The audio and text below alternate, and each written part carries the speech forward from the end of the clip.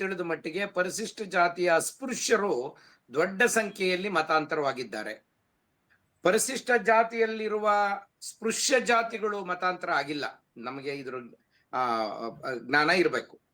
ಅಸ್ಪೃಶ್ಯ ಜಾತಿಗಳು ಯಾಕೆ ಮತಾಂತರ ಆಗ್ತಿದ್ದಾರೆ ಅಂದ್ರೆ, ಅವರಿಗೆ ಇಲ್ಲಿ ನಡೆಯುವ ಅಸಮಾನತೆ ಆಗಲಿ, ದೇವಸ್ಥಾನ ಪ್ರವೇಶ ಇಲ್ಲದೆ ಇರೋದಾಗ್ಲಿ, ಸಾರ್ವಜನಿಕ ಸ್ಥಳಗಳಿಗೆ ಪ್ರವೇಶ ಇಲ್ಲದೆ ಇರೋದಾಗ್ಲಿ, ಕೆರೆ ಕುಂಟೆಗಳಿಗೆ ಪ್ರವೇಶ ಇಲ್ಲದೆ ಇರೋದಾಗ್ಲಿ, ಇವೆಲ್ಲ ಕಾರಣಗಳಿಂದ ಅವರು ಮತಾಂತರ ಆದರು.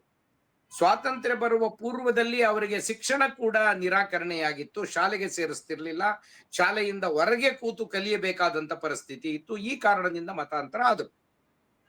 ಇದು ಅನೇಕ ಧರ್ಮಗಳಿಗೆ ಮತಾಂತರ ಆಗಿದ್ದಾರೆ ಅಸ್ಪೃಶ್ಯರು. ಒಂದು, ಸಿಖ್ ಧರ್ಮಕ್ಕೆ ಮತಾಂತರ ಆಗಿದ್ದಾರೆ ಬಹಳ ವರ್ಷಗಳ ಹಿಂದೆ, ಬೌದ್ಧ ಧರ್ಮಕ್ಕೆ ಮತಾಂತರ ಆಗಿದ್ದಾರೆ, ಹಾಗೆ ಕ್ರಿಶ್ಚಿಯನ್ ಧರ್ಮಕ್ಕೆ ಮತಾಂತರ ಆಗಿದ್ದಾರೆ ಮತ್ತು ಮುಸ್ಲಿಂ ಧರ್ಮಕ್ಕೆ ಮತಾಂತರ ಆಗಿದ್ದಾರೆ. ಬೌದ್ಧ ಧರ್ಮಕ್ಕೆ ಮತಾಂತರ ಆದವರು, ಸಿಖ್ ಧರ್ಮಕ್ಕೆ ಮತಾಂತರ ಆದವರಿಗೆ ನಮ್ಮ ಸಾಂವಿಧಾನಿಕ ಚೌಕಟ್ಟಿನ ಒಳಗಡೆ ಮೀಸಲಾತಿಯನ್ನ ಕಲ್ಪಿಸಲಾಗಿದೆ. ಅವರು ಅಸ್ಪೃಶ್ಯರಾಗಿದ್ರೆ, ಮೂಲ ಶೆಡ್ಯೂಲ್ ಕಾಸ್ಟ್ನವರಾಗಿದ್ರೆ ಅವರಿಗೆ ಮೀಸಲಾತಿಯನ್ನು ಕೊಡಬೇಕು ಅಂತ ಮಾಡಿದ್ದಾರೆ. ಹಾಗೆ ಕ್ರಿಶ್ಚಿಯನ್ರು ತಮ್ಮ ಮೂಲ ಜಾತಿಯನ್ನ ಹೇಳಿಕೊಂಡು ಅವರು ಕ್ರಿಶ್ಚಿಯನ್ರಾಗಿದ್ರೆ ಅವರಿಗೆ ಯಾಕೆ ಮತಾಂತರ ಇದು ಮೀಸಲಾತಿಯ ಸೌಲಭ್ಯವನ್ನು ಕೊಡಬಾರದು ಅನ್ನುವ ಪ್ರಶ್ನೆ ಸುಪ್ರೀಂ ಕೋರ್ಟಿನ ಮುಂದೆ ಇದೆ. KG ಬಾಲಕೃಷ್ಣನ್ ಅವರು ಸಮಿತಿಯೊಂದನ್ನ ಇದೇ ಕೇಂದ್ರ ಸರ್ಕಾರ ಸನ್ಮಾನ್ಯ ಮೋದಿಯವರ ನೇತೃತ್ವದಲ್ಲಿ ನೇಮಕ ಮಾಡಿದೆ. ಅವರು ಇನ್ನೂ ವರದಿಯನ್ನು ಕೊಟ್ಟಿಲ್ಲ. ಇನ್ನೂ 1 ವರ್ಷ ಕಾಲಾವಕಾಶ ಕೇಳಿದ್ದಾರೆ. ಸರ್ಕಾರ ಅವರಿಗೆ ಕಾಲಾವಕಾಶ ಕೊಟ್ಟಿದೆ. ಅದು ಚರ್ಚೆಯ ವಸ್ತು, ಅದಿನ್ನೂ ಇತ್ಯರ್ಥ ಆಗಿಲ್ಲ.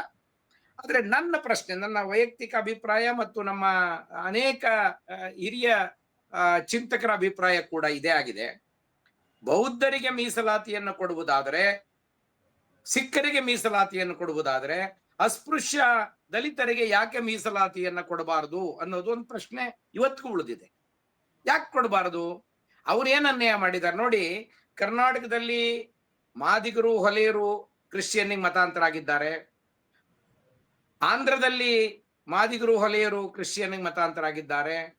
ತಮಿಳುನಾಡಿನಲ್ಲಿ ಮೆಜಾರಿಟಿ ಹೊಲೆಯರು, 80% ಜನರು ಕ್ರಿಶ್ಚಿಯಾನಿಟಿಗೆ ಮತಾಂತರವಾಗಿದ್ದಾರೆ. ಹಾಗೆ ಮಹಾರಾಷ್ಟ್ರದಲ್ಲಿ ಕೂಡ ಇದೆ, ತಮಿಳುನಾಡಿನ ಕೇರಳದಲ್ಲಿ ಕೂಡ ಇದೆ. ಇದು ದಕ್ಷಿಣ ರಾಜ್ಯಗಳಲ್ಲಿ ವಿಶೇಷವಾಗಿ. ಉತ್ತರದ ರಾಜ್ಯಗಳಲ್ಲಿ ಬೌದ್ಧರು ಮತಾಂತರ ಆಗಿರೋದು ಮಹಾರಾಷ್ಟ್ರದಲ್ಲಾಗಿದ್ದಾರೆ ಮತ್ತು ಬೇರೆ ಬೇರೆ ರಾಜ್ಯಗಳಲ್ಲಾಗಿದ್ದಾರೆ. ಅತಿ ಉತ್ತರದ ಪಂಜಾಬ್ನಲ್ಲಿ ಸಿಖ್ರಾಗಿದ್ದಾರೆ. ಸಿಖ್ರಿಗೆ ಸುಮಾರು 32% ಮೀಸಲಾತಿ ಇದೆ, ಶೆಡ್ಯೂಲ್ ಕಾಸ್ಟ್ ಮೀಸಲಾತಿ ಇದೆ. ಸಿಖ್ ಅಸ್ಪೃಶ್ಯರಿಗೆ ಈ ಅವಕಾಶ ಇದೆ. ಇದೇ ಅವಕಾಶವನ್ನ ಕ್ರಿಶ್ಚಿಯನ್ರಿಗೆ ಯಾಕೆ ನಾವು ಎಕ್ಸ್ಟೆಂಡ್ ಮಾಡಿಲ್ಲ? ಸಾಂವಿಧಾನಿಕವಾಗಿ ಮಾಡಬೇಕಾದಂತ ಕರ್ತವ್ಯ.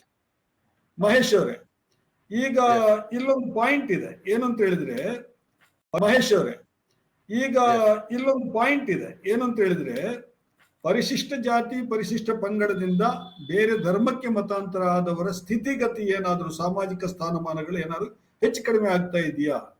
ಅದು ಆಗ್ಲಿಲ್ಲ ಅಂತ ಹೇಳಿ ಆದ್ರೆ ಹೇಗೆ ಈಗ ನೀವು ಬೌದ್ಧ ಧರ್ಮಕ್ಕೆ ನೀವು ಹೋದವರಿಗೆ, ಪರಿಶಿಷ್ಟ ಜಾತಿಯವರಿಗೆ ಮತಾಂತರ ಇದು ಮೀಸಲಾತಿ ಸೌಲಭ್ಯ ಕಂಟಿನ್ಯೂ ಆಗುತ್ತೆ, ಸಿಖ್ ಧರ್ಮಕ್ಕೆ ಹೋದವರಿಗೆ ಕಂಟಿನ್ಯೂ ಆಗುತ್ತೆ, ಹಾಗೆ ಕ್ರಿಶ್ಚಿಯನ್ ಧರ್ಮಕ್ಕೆ ಹೋದವರಿಗೆ ಕಂಟಿನ್ಯೂ ಆಗ್ಬೇಕಲ್ವಾ ಅನ್ನುವಂತ ಪಾಯಿಂಟ್ ಅನ್ನ ಹನುಮಂತಯ್ಯವರು ಎತ್ತಿದ್ದಾರೆ.